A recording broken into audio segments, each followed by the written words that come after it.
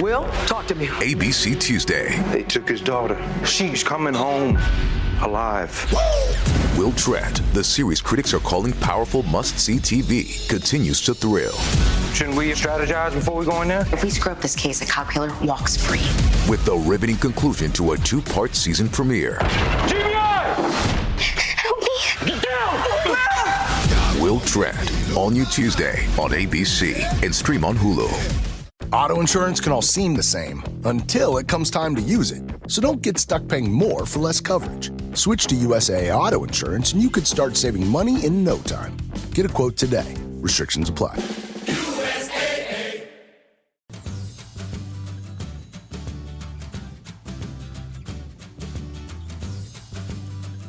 This week, our wonderful Chloe, who is our YPJ, your Pregnancy and Postnatal Journey resident midwife, is chatting with one of our wonderful members, Polly. We'll start from the beginning. Your story needs the background because that was the main reason really, is the outside challenges that you face. So tell everyone about your lifestyle and where you are.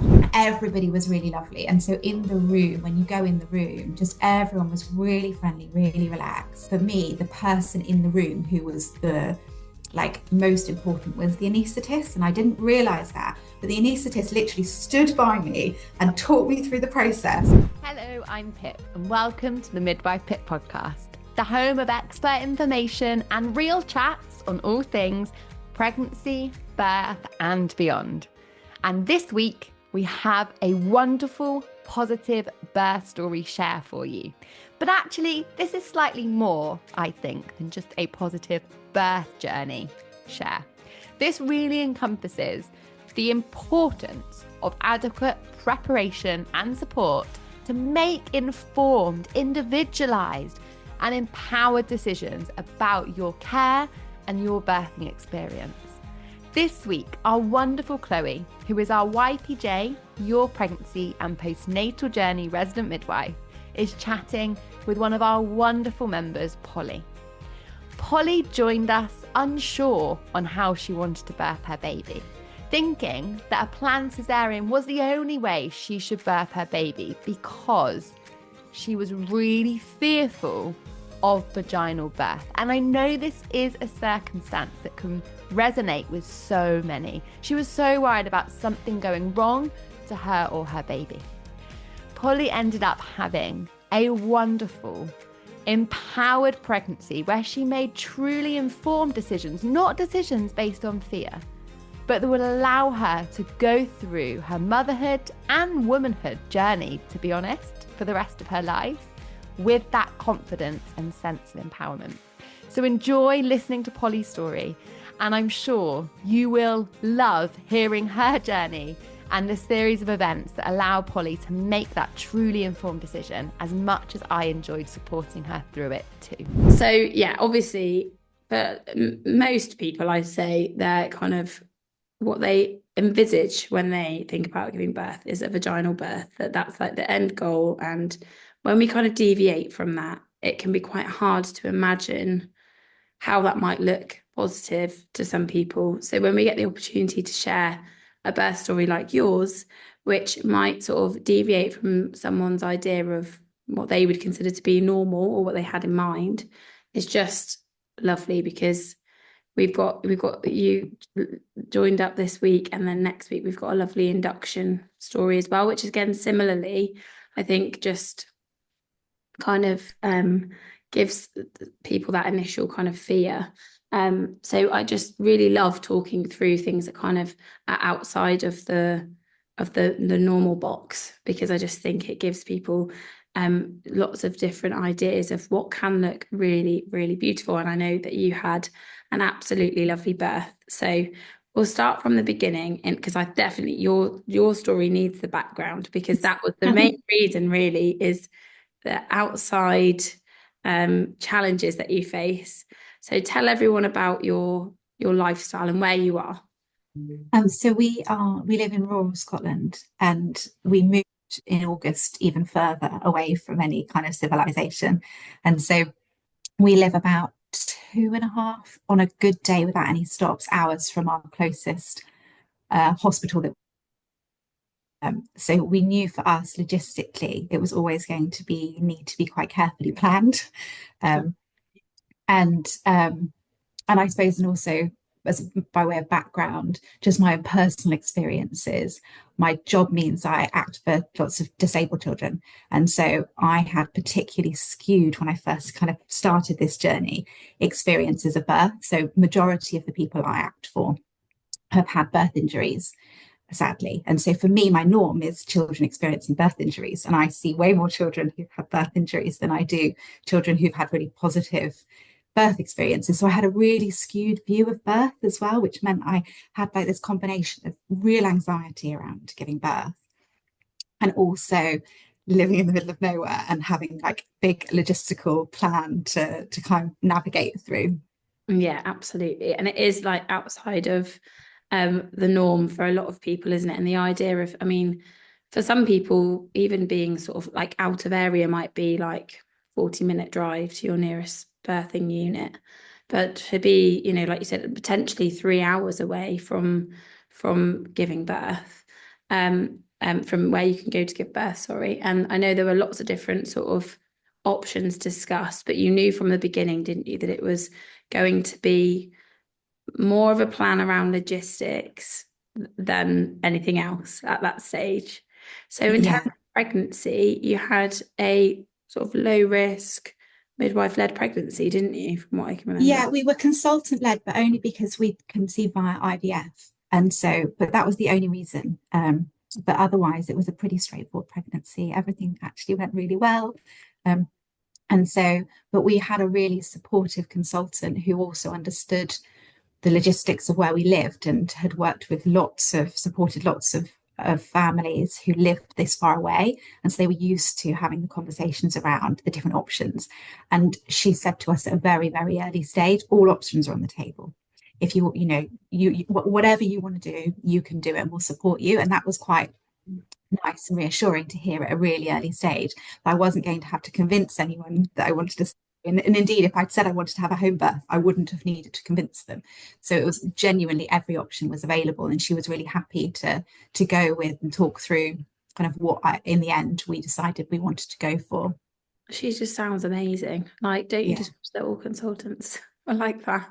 I mean, just that overcoming that what you presumed to be an initial hurdle straight away, you know, is just such a relief, isn't it? And kind of takes that pressure off and allows you to make a really calm decision. There's no defense angle.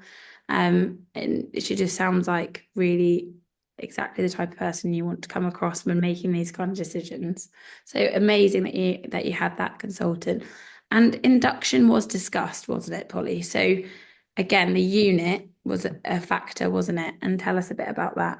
Yeah, I think so. I had a really, really useful conversation with Pip where we unpicked all of the different options, and I had like really good plans. Like even, I even had a plan for what would happen if I gave birth on the way to the hospital, which is a drive through the mountains. So my kind of birth preferences included a delivering in the car and what we would do.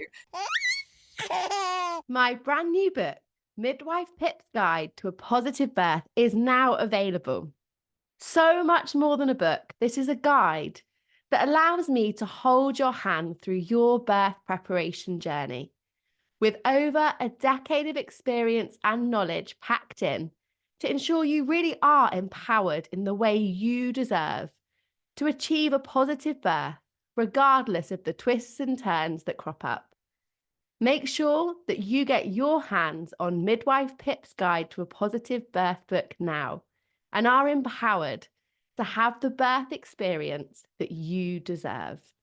But yeah, so we really, I think we got to the point where we knew that just because of the drive and the journey as well is through the mountains and it's not the most straightforward drive, that it would be safer and less stressful to do something at around 39 weeks. So there was less chance of a spontaneous labour.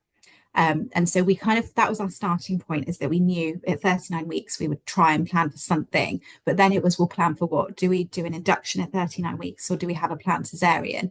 And I think that was the most tricky decision that we had to make, because I I think I wanted to have, if I could, a vaginal delivery for lots of reasons, but also I had a really good chat with Pip about how we might make that possible. And we talked about perhaps moving to Glasgow and being closer to the hospital for a few weeks before birth. That was But not then, like an Airbnb. You thought yeah, we're thinking about just moving. But then, in the end, I think the reason and the factors that made my decision were then talking to the consultant and understanding the practical realities of having an induction at our particular hospital. And I think that varies across loads of different hospitals. And I'm sure it's very different, but she was very frank with me in saying that at our hospital, because of the shortage of staff and because of the lack of beds, it's very common for a woman to go in and have an induction and start the process. But if their labour doesn't progress, then they have to wait to be moved to a labour ward. And that wait can look like 5 to 6 days minimum for many women. And actually, when I ended up going into hospital, there were women who'd been there for 4 or 5 days already. We got discharged and had to be readmitted for jaundice. And it was the same women were still there, having started an induction process, waiting to be moved to the labour ward. And I think that I took the view that personally, I wouldn't have been able to deal with that level of kind of uncertainty and waiting, and I would have found it very stressful. And being faced with that level of stress, I took the view that probably that on balance, and looking at the statistics of the hospital as well, there was probably quite a high likelihood that it would end up in a cesarean anyway, if I'm sitting there waiting for 5 days to progress my labour. And I'm feeling stressed and there's not a lot of oxytocin happening, that I kind of took the view that probably what I really didn't want was an emergency cesarean, because for lots of different reasons, but I really wanted to try and avoid that if I could. And so in the end, it was kind of making an informed decision, which was talking about all the research with Pip and weighing up all of the pros and cons, but also then factoring in what happens practically in a hospital. And that's why we ended up with planned cesarean. And it's so important, like, again, that consultant has had that conversation with you and been really honest, because again, like I said, next week we're going to be talking about a really, really positive induction, and induction can look really positive, but knowing that that is a factor and that is a common occurrence in that particular trust due to staff shortages, that is something that they have kind of really preempted you for, and that is super important. Like, again, making that informed choice, you kind of knew that that was a very likely possibility in that stage, and were able to make a choice off of the back of that. And I think that's super, super important. And like you said, it was about making sure that whatever birth that you had was calm, wasn't it, and looked right for you. So then we had the cesarean section planned to go ahead with. And what kind of things did you think about before going in? I know you put a post up, didn't you, about what to pack, and then people started sort of adding in their ideas and stuff, which is super useful that you sort of leaned on the community for support there. And like, what are your top tips? Because I love that. Yeah, it was really helpful because you don't quite know what even just little things like what are you going to need, what will be available at the hospital. It was really, really helpful. But I think I just wanted to, even though it was a planned cesarean section, it's not much kind of I wanted to try and keep it as natural as possible around that. And I think having followed Pip's course and having chats to you and Pip and looking at different options, our plan was as close as possible in terms of replicating what would happen for a vaginal birth as soon as he arrived. It pretty much looked like our plans looked identical. The plan that I'd had in case he arrived spontaneously from the point he came out was exactly the same. So I was less concerned about kind of having music and lights, and that for me was not a priority. It was more about kind of just leaving that bit to the doctors. And but for me, it was about, as soon as he arrived, making sure that that part of the journey was as natural as possible. And so we included delayed cord clamping and then immediate skin to skin and that I would like to have skin to skin before the weights were done and all the initial checks, provided everything was okay. And then and that I wanted to breastfeed, and making sure that they were aware of that, and that I wanted everything to be very calm and quiet, and I didn't want to be told an awful lot as well, for it just to be nice and quiet. And then when he arrived, he arrived. Yeah. Of course, in the moment, that all kind of changes. But and I think that's another thing as well, is that what I put down my preferences, I felt really differently actually in the moment. And so I had thought that it was really, really important. I wanted immediate skin to skin. But actually, when he arrived, I was so overwhelmed. I actually couldn't take him initially. I was like, I need a minute. This is all a bit much. And so like, that's fine. We'll just go weigh him, and your husband can have him for a second, and then you can have immediate skin to skin. So that was, but they were very receptive to just going with the flow as well. Whatever I'd kind of said at the beginning, they were happy to accommodate. It's really important, actually, that point that, and I think we've spoken about it before on a previous episode of the birth stories, where it can look very different in the moment as to what you think you're going to be. I mean, I did not react how I thought I would react. I actually let out like a cry of like emotion, and I'm generally not that way inclined at all. But I got one of the student, because I actually don't often speak about it, but I had cesarean sections with both of the girls. I know I spoke to you about it, Polly, because I knew you were planning and obviously wanted to sort of give some advice where I could. But I had a student midwife sort of caseloading me at the time, and I said, would you mind videoing Layla's birth? And you just hear me behind the curtain sort of let out this animal-like noise, because I was just so overwhelmed by that first cry that it really got me. And like, I didn't expect to react like that at all. And like you said, things that you think, how you picture things, this is in a positive way. They don't always look the same, and it's important to kind of be flexible with that and accept that, like going with the flow. And equally on the other side, like you said, the staff were flexible and that kind of adapted to the new kind of the way that you wanted things to look, and that makes you feel so much more comfortable. And that's a really important message to kind of relay to people as well. Quick pause here, because I want to share a super important health tip from Nutricia, the sponsor of this week's episode. The first 1,000 days of your child's life, which is the 9 months of pregnancy and up to their second birthday, provide an incredible opportunity to support their gut health, which has a profound impact on all sorts of short and long-term health outcomes. Which means, as a pregnant or new mum listener, you are in an incredible time of opportunity. So here is a top tip. Encourage colour. You may have heard of the phrase eat the rainbow, and this comes from the fact that colourful foods contain polyphenols, which good gut microbes love. Opting for at least 3 different colours on your infant's plate means they'll be eating these beneficial antioxidants and anti-inflammatory compounds. Switch up orange carrots for purple, or choose a mixture of red and yellow peppers for colour boosting switches.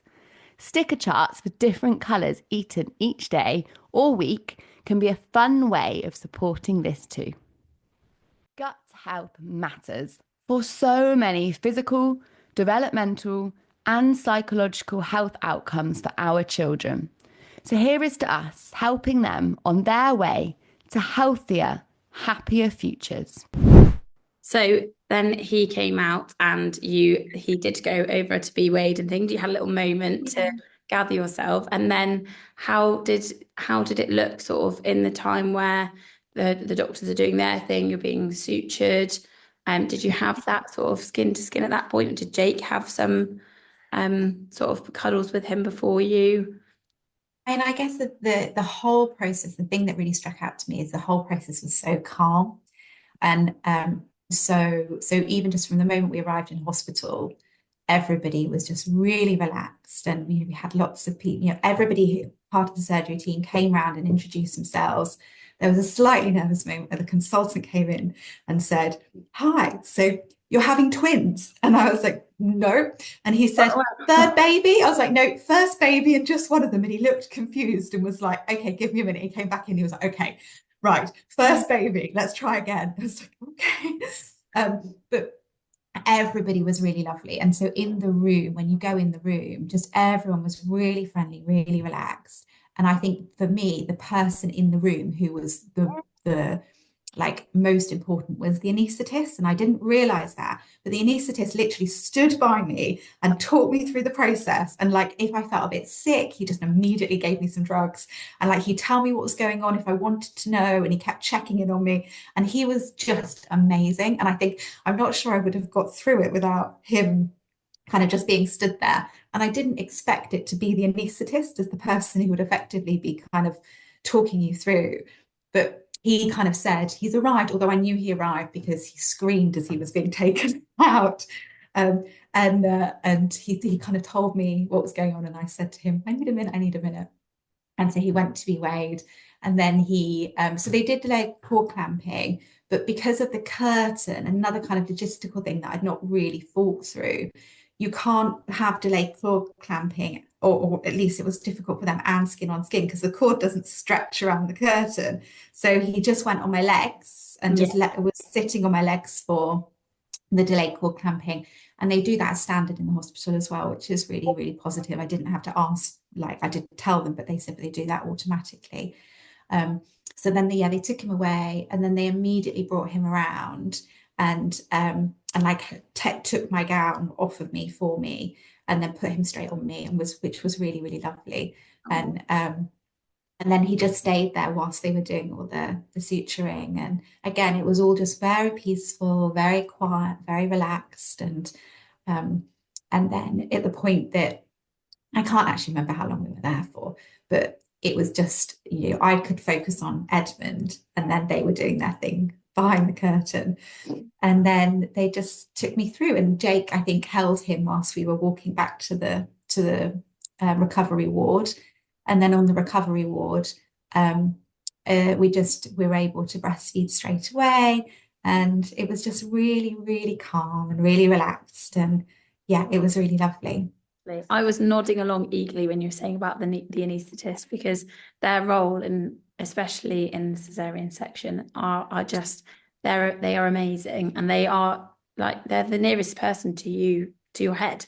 So they tend to take on that role of counselor and mentor and friend. That you might have a nice friendly chat with them, or they might be their role in theatre is amazing. And both births, both girls, the anaesthetist played a huge role for me as well, because you've got your partner there who might also need a little bit of reassurance and someone to talk to. And yeah, I just think they're really special. So, and like you said, it's almost like you just don't expect that from them, because you wouldn't expect that to be their role, but they do have a really, really important role in theatre. So yeah, I'm glad that your anaesthetist was so great in that respect as well. And you managed to go back and have a lovely, it was a real long time, wasn't it, with feeding, and like, again, calm, uninterrupted, looked really positive for you. So it was really lovely. It was like, I think we were there for a good 2 hours, just in the recovery ward, just me, Jake, and Edmund.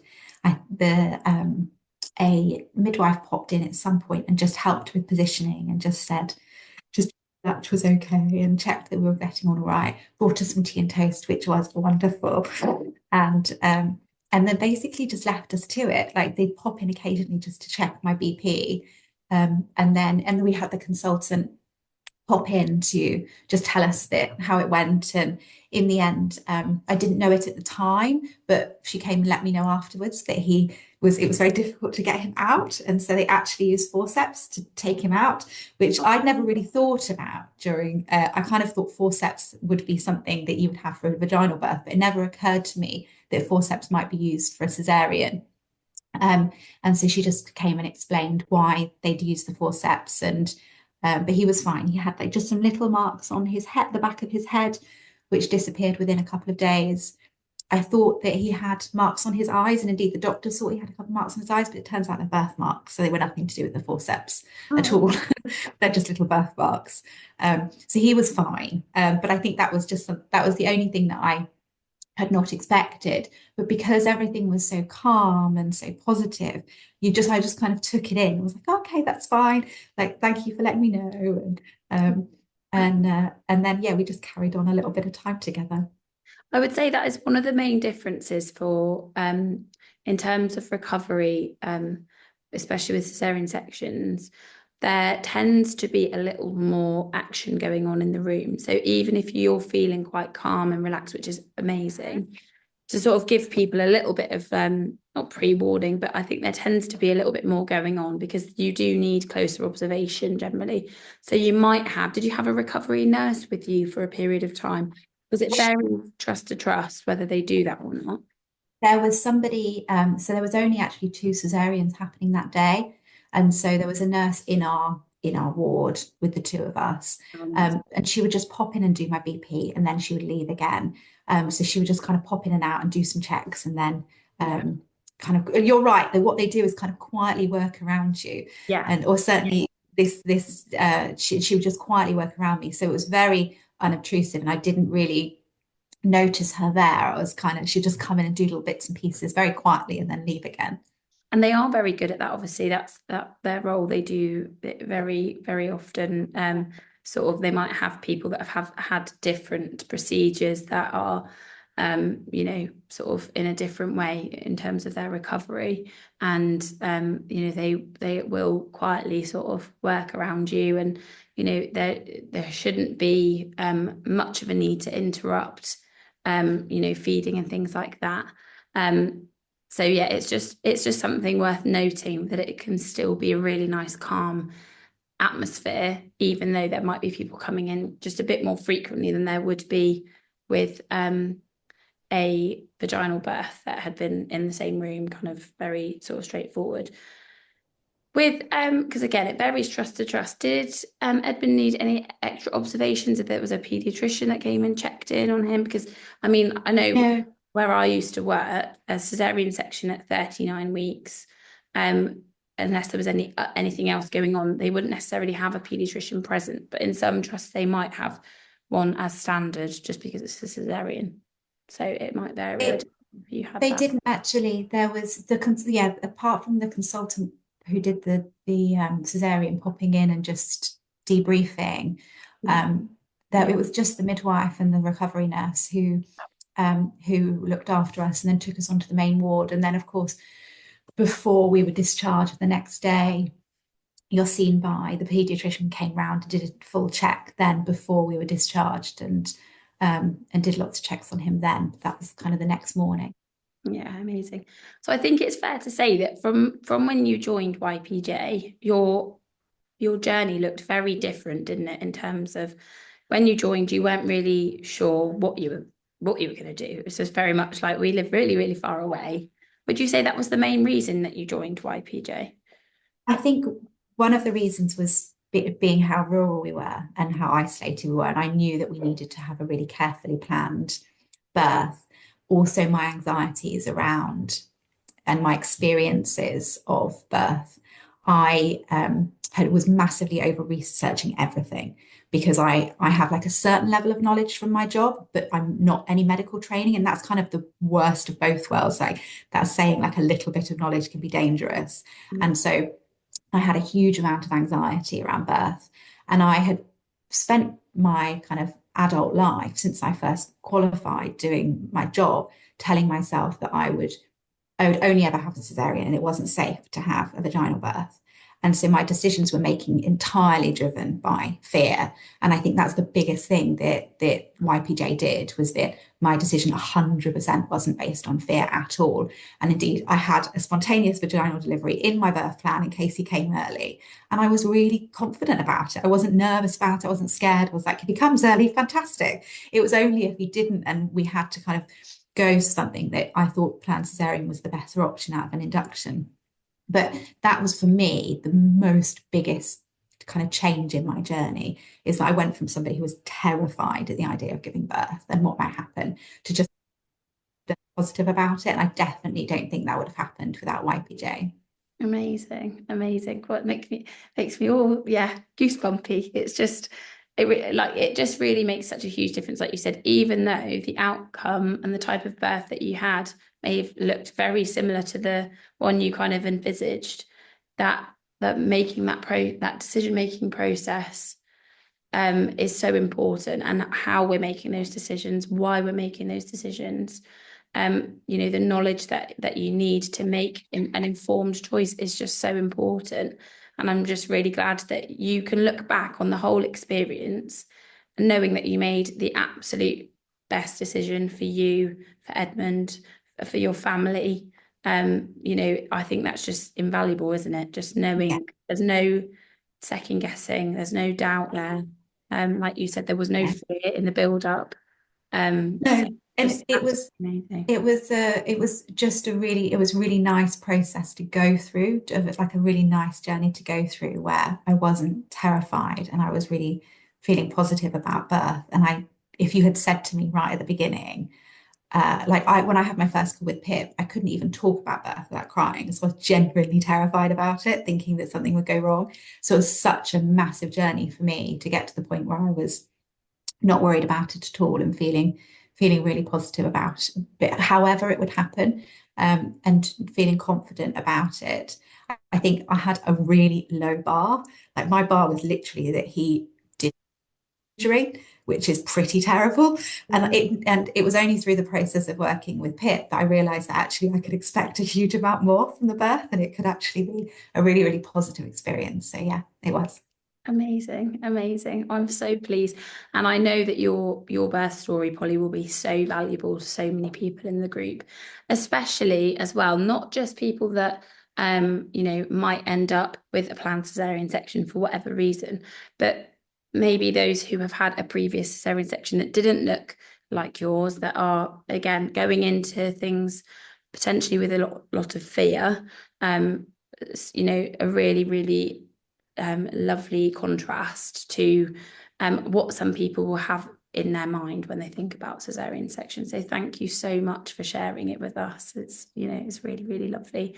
And I'm sure if anyone has any questions or anything at all, that you'll be happy to answer those questions on the comments, or we can arrange a sort of little setup where maybe you could do a little Q&A with anyone that has any questions, because there can be a lot of questions around cesarean section, like we said, because it can look so different to what people kind of have in their mind. So thank you very much. And it was really lovely to speak to you this morning. And thank you for delaying a week for me as well, to allow, this is still, my voice does not normally sound like this. Oh my goodness. Really croaky. And that's like 2 weeks of whatever it was, I don't know. But this time last week, you wouldn't have been able to hear me. Thank you. Thank you to everyone for joining us as well, and thank you to you for being quiet. Where's Edmund? Is he quietly sat with you? Jake has got him. Amazing. He's in one of those like babbling, kind of squawking, making loads of noises periods of time. So I thought it best that Jake sit with him for a bit. Absolutely. Yeah, it's nice for you to have a real nice chat and reflect on everything by yourself as well. So lovely, really, really nice. Thank you so much, and thank you guys for joining us. It's lovely to see your lovely faces. And yes, we will speak to you all soon. Thank you, Polly. If you have listened to this birth story, enjoyed it, and feel that you are ready to really embrace and dedicate yourself to having the most informed, supported, and empowered journey, and want to see if we may be able to support you in YPJ, your pregnancy and postnatal journey, please drop me a Instagram DM at midwife_pip, or get in touch on my email, pip@midwifepip.com, and let's chat through things and see if we might be a good match for each other. I hope you've enjoyed listening, and wishing you all the best on your journey through pregnancy, birth, and beyond.